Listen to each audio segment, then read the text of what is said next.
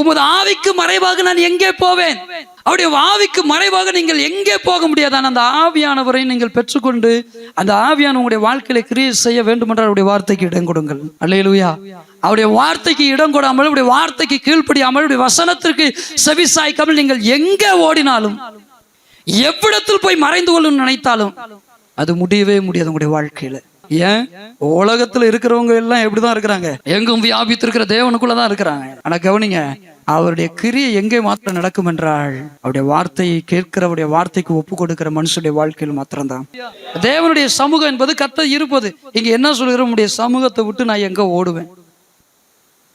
அவருடைய வாழ்க்கையில் அப்படிதான் இருக்கு. அவருடைய சமூகத்தை விட்டு ஓடுகிற அனுபவங்கள் எத்தனை பேருடைய ஜீவியங்கள் இருந்திருக்கு. நம்மள அநேகர் அப்படிதான் இருக்கு. அவருடைய சமூகத்தை விட்டே ஓடிட்டு இருந்தோம். எல்லா இடத்துலயும் அவருடைய சமூகம் இருக்கு. ஆனா கிரியைகளை வெளிப்படுத்துகிற சமூகம் எது? வல்லமையை வெளிப்படுத்துகிற சமூகம் எது? அவருடைய மாட்சிமையை வெளிப்படுத்துகிற சமூகம் எது? அவருடைய பயங்கரமான கிரியைகளை வெளிப்படுத்துகிற சமூகம் எது? அது தேவனுடைய சபைதான். அது தேவனுடைய சபைதான். அல்லேலூயா. எத்தனை வாட்டி ஜீவியங்களை இந்த அனுபவம் வந்திருக்கு. ஆரம்பத்துல இன்னைக்கு எத்தனை பேர் ஓடிட்டு கிடக்குறாங்க. சங்கீதக்காரன் என்ன சொல்றான்?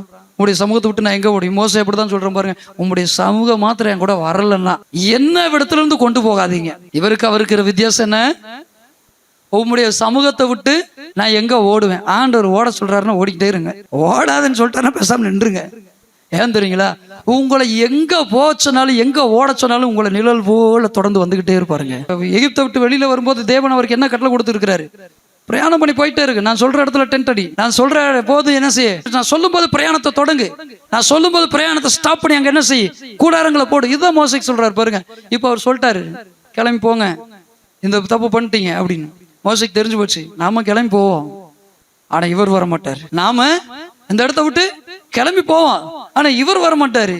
இவர் வரலன்னா பகலிலே மேகஸ்தம்பமாய் இரவிலே அக்னி ஸ்தம்பமாய் நடத்தின அந்த தேவன் வராவிட்டால் அவருடைய அழைப்பு வெறுமையானது என்பதை புரிந்து கொண்டு ஜனங்கள் இருந்த மனநிலையில் இருந்தாலும் மோசே அவரை பார்த்து பேசுகிறான், உம்முடைய சமூகம் என்னோட கூட செல்லாமற் போனால். ஆண்டவரே, நீர் தான் என்ன கிளம்பி போக சொல்றீங்க, ஆனா இப்படி ஒரு பெரிய ஒரு இன்சிடென்ட் நடந்திருக்கு.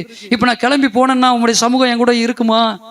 ஒருவேளை உம்முடைய சமூகம் என் கூட வரலன்னா, உம்முடைய சமூகம் என் கூட எனக்கு முன் போகலைன்னா என்ன இடத்துல இருந்து என்ன செய்யாதீங்க. எங்க எந்த வேலையில இருந்து எந்த வேலைக்கு போக போறீங்க, எந்த ஊழியத்தை செய்ய போறீங்க, என்ன காரியத்தை செய்ய போறீங்க, என்ன காரியத்தை செய்தாலும் ஆண்டவர்கிட்ட கேளுங்க, உம்முடைய சமூகம் மாத்திரம் என் கூட வரணும். ஒருவேளை நீர் கிரியை நடப்பிக்காத பிரசன்னத்துக்குள்ள நான் இருந்தாலும் பரவாயில்ல, நீர் இல்லாத ஒரு சூழ்நிலைக்கு என்னை கொண்டு போயிடாதீங்க. அவருடைய வாழ்க்கையில தேவ சமூகத்துல இருக்கிறோம், ஆனா கிரியை செய்கிற அந்த தேவ பிரசன்னம் எப்பொழுது நம்முடைய வாழ்க்கையில தோன்றும் என்றாலும் நம்ம அர்ப்பணிக்கும் போதுதான், வார்த்தைக்கு நம்ம ஒப்பு கொடுக்கும் போதுதான், நான் எங்க போனாலும் என்ன வேலை செஞ்சாலும் என்ன படிச்சாலும் அவருடைய சமூகம் என்னோட வரணும். அவருடைய சமூகம் என்னோடு கூட வரும். அவருடைய சமூகத்தை விட்டு எங்க ஓடுவேன் ஆண்டவரே?